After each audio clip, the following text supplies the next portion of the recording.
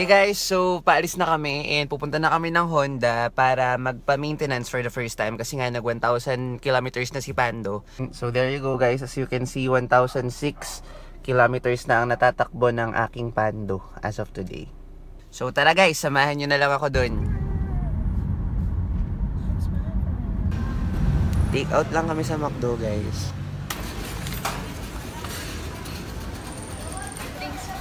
Thank you. Thank you.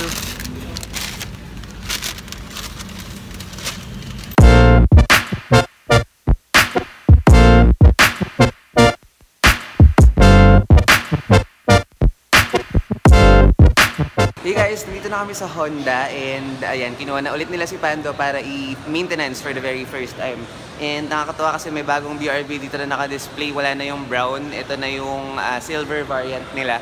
And cute din siya. And ayan, dinala ko ulit yung laptop ko. Doon kami ulit ni Daddy kasi mag-edit ako ulit nitong vlog. So abangan nyo to guys. Hey guys, nagba-vlog ako ngayon. And tonto ako kanina kasi si Daddy habang nagda-drive ako, nakita niya ako nagba-vlog. And sabi niya, baka daw ma-aksidente ko. So sabi ko, sige ikaw na lang mag-vlog. Tapos siya nga yung nag-vlog nung last 2 clips. Yung papunta kami dito sa Honda. Siya yung nagba-vlog. Natatawa ako habang nagba-vlog siya. Kasi parang, para siyang, basta nakakatawa siya tingnan na ba nag-vlog. Supportive ang tatay ko. Anyway, ayun. Saglit lang pala to guys. 1 hour lang daw kasi parang inspection, check-up lang, ganyan lang. And ayun, nagdala pa kami ng food.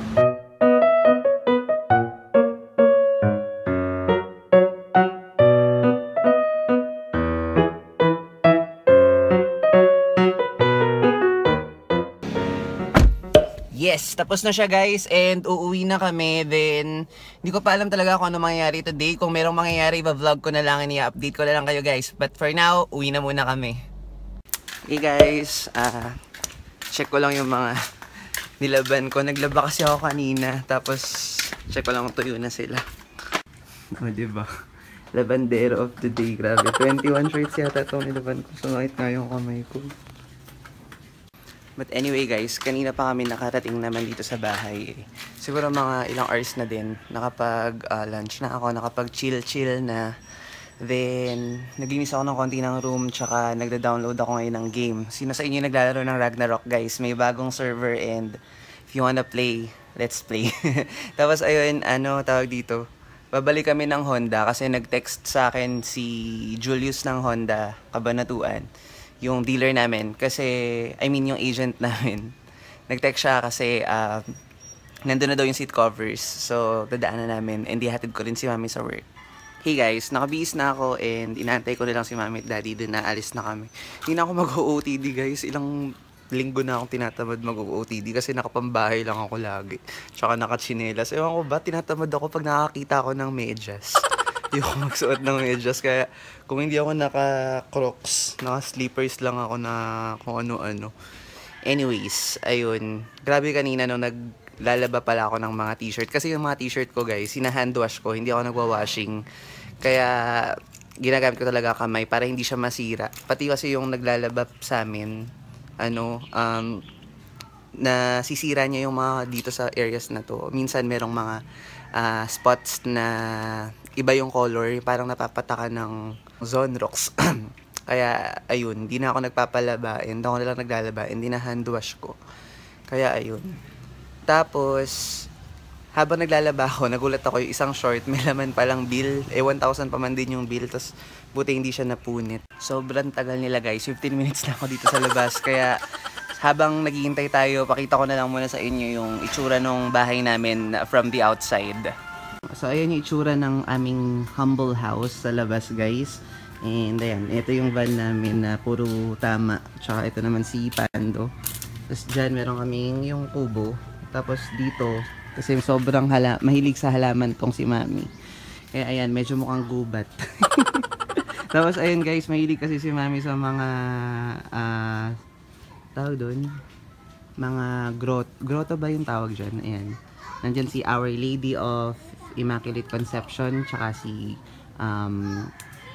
Santo Niño, tsaka dito sa taas namin kung napansin nyo, ayan, merong kamay ni Jesus. Ayan, si Mami kasi mahilig talaga siya sa mga ganyan. Kaya yung bahay namin parang simbahan. Kasi yan yung puno ng santol. Madaming mamunga yan guys kapag season niya. Tapos kung mapapansin nyo, ang aming gate at rehas ay merong ano yung tawag dyan? Combat wire. Kasi merong time na pinasok na yung bahay. Although wala naman sila nakuha kasi nakalock, nabigo sila. Pero ayan, mabuti na daw nag-iingat. Kaya ang bahay namin ay pinapalibutan ng combat wire. Tapos guys, meron din pala kaming aso. Yan si Kiwi guys. Hi Kiwi. Tsaka si Chico. Chico! Tagal na kitang di napuntahan. Chico. Madumi siya down. Ayun, natawag na ako ng nanay ko. Tara na guys.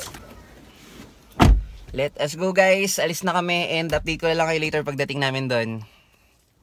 Hi! Hi! Dito na kami sa Honda. Nakita ni Mami to guys, yung pinakita ko sa inyo kanina na silver variant ng BRV and mas gusto daw niya. Sa akin okay lang naman, pero mas gusto ko pa din yung white. Okay pa din si Pando. Ayan siya guys, ang closer look sa silver variant ng BRV. Yan sila. Date sila. So ayun guys, dahil wala naman akong magawa dito, let's do a comparison video na lang. Ito yung BRV guys, and ayun yung Mobilio. Kasi ang dami nagsasabi, magkamukha daw yung dalawa, which is not true guys. Ayan, kita-kita nyo naman, at first glance pa lang, magkaiba sila. Ito yung BRV guys, mas mataas yung hood niya, yung ground clearance niya mas mataas. Ano pa ba yun na iba? Meron siyang black na lining, kung mapansin nyo, yung matte lining dito sa gilid. Yan, yung Mobilio wala, and mas mababa siya. Yung hood niya medyo mas droopy, mas pababa siyang ganun, kung mapapansin nyo. And including yung interior guys, marami din na iba sa interior. Ayan.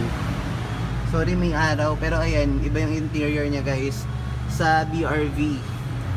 Sabi nga nila, sabi ng Top Gear, BRV is taller and the more luxurious Mobilio. Ayan yung mags nito, oh, tsaka wala siya dito nung lining, sinabi ko sa inyo. Ayan, and then ayan. Tapos yung mags din guys, ito talaga yung isa sa mga selling point sa akin ng BRV. Nagandahan talaga ako sa mags niya. Yung mags kasi ng Mobilio, diba? Sobrang iba. Puntahan namin si Pando guys, kasi si Mami nagmamadali na siya. Tingnan daw namin para madaliin. Yan siya.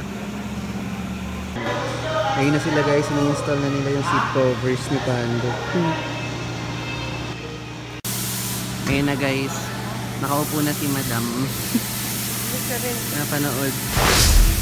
Hey guys, so I'm really sorry hindi na ako nakapag-vlog kanina after namin manggaling ng Honda. But anyways, wala naman nangyari guys. Hinundo ko lang si Mami, hinintay namin siya ni Daddy. Tapos, dumaan kami ng mall para mag-grocery din. Ayun, umuwi na rin kami. Tapos, ito na kami sa bahay guys. And dun sa seat covers, sobrang okay naman ako sa itsura niya. But I really prefer a leather one. And definitely, yun yung susunod ko na ipapakaayos kay Pando. Gusto ko kasi yung leather para medyo mas madali siyang i-maintain. Kasi kapag leather guys, punas-punas lang, hindi na kailangan palitan. And ayun, guys, sobrang thank you for watching this vlog. And sobrang ang daming nangyari. And sobrang dami pang mangyayari sa mga susunod na araw. So watch out for that. And ang daming mga plano kong i-vlog. And comment nyo lang yung mga gusto nyo i-vlog guys, para maisama natin dun sa list. And syempre, tatry natin gawin lahat yan. So ayun, I hope you like this guys. And thank you for watching. Thank you for always watching my vlogs. And God bless guys. See you on my next vlog.